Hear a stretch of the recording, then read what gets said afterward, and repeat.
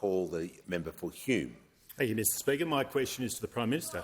The chief economist of Goldman Sachs has warned that the cash rate will continue to rise to 4.1% over the next year, meaning Australian mortgage holders will be paying more for longer under this government. Will the Prime Minister confirm the promise of cheaper mortgages is now just another broken promise? Give the call to the Treasurer. Oh. Sorry, I thought you wanted me to start. Order. Members on my left. The member for Hume will cease interjecting. He was heard in. The member for Moreton is not helping, as always. I'll give the call to the member, the Treasurer. Thank you very much, Mr Speaker. Given the Shadow Treasurer seems temperamentally incapable of asking me a question, I've got to take my chances when I can. I've got to take my chances when I can. Mr Speaker, since the 25th of October, there have been 2 eclipses, one solar, one lunar. And there have been 2 questions from the Shadow Treasurer to the Treasurer about the budget. Questions from the Shadow Treasurer to the Treasurer after the budget are as rare as a very rare celestial event, Mr Speaker. And so I've got to take my chances when I can and jump when I can, Mr Speaker. Now, let me get this straight. Let me get this straight, Mr Speaker.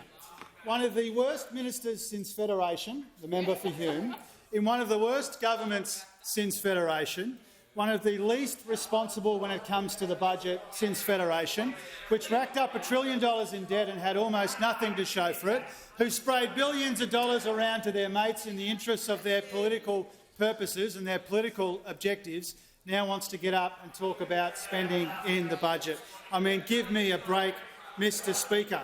Now, what was different about this budget in October compared to the budget handed down by those opposite in March is what we did is when we got a temporary boost to revenue from high commodity prices, we returned for 2 years 99% of that upward revision. And that meant over the forward estimates there's less debt in my budget over the forwards than there was in the budget handed down by Treasurer Frydenberg from this dispatch box.